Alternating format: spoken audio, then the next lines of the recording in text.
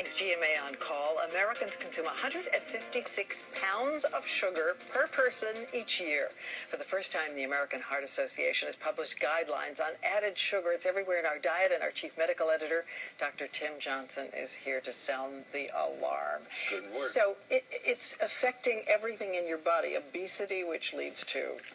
Well, I refer to sugars as the triple threat, the triple trouble. First of all, they greatly increase your calorie intake. Secondly, they have absolutely no nutritional value of any kind.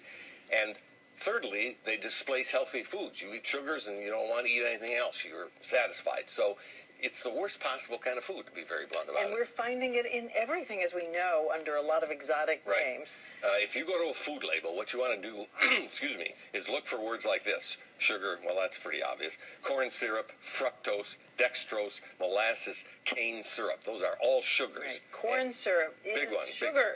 Absolutely. All right. The result of it is that we're eating how much a day and how much we should be eating by Well, if we look at the comparison. pile, the average intake of added sugar, that is sugar that you add as you're processing or cooking food or at the table, the average is 21 teaspoons a day. 21? Yes.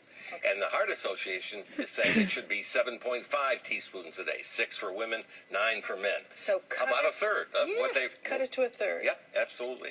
And sodas are a giant culprit because they give you a whopping dose. Yes, single biggest source of added sugar in our diets, 10 to 12 teaspoons, almost double what they recommend in just one can of soda.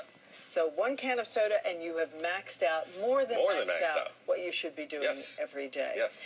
And I'll point out 14 to 18-year-old boys consume about 35 teaspoons a day with all the sugary drinks. All the added... Yeah, 35. That's sodas. What is that? 5 times as much as they're recommending. Right. So give us some tricks for drinking other things, eating other things. Well, there's, of course, the best trick is plain old water, right? Sometimes it's hard. Sorry about that. It is hard, although you get used to it after a while, and you don't crave the other stuff. But you can take something like seltzer and add a little dash of orange juice, maybe. You can take plain water and add a little fruit slice, herbal teas. So you can take basically what amounts to plain water and jazz it up a little bit so it tastes better without getting all that sugar in it. And you've got cereal there because that's the other main source of sugar, especially in kids' diets. Yeah, it's everywhere. Well, just take a hard look at it. I guess even if you just cut out half of what you're doing, you've already... Big improvement. Cut down your risk for heart disease, stroke, all the other diabetes, Yeah, and I remember you saying after a while, in a matter of weeks, you will not miss it. So. And the phrase to keep remembering with sugar is 2 words: empty calories. A lot of calories, and they're worthless. All right. Thanks to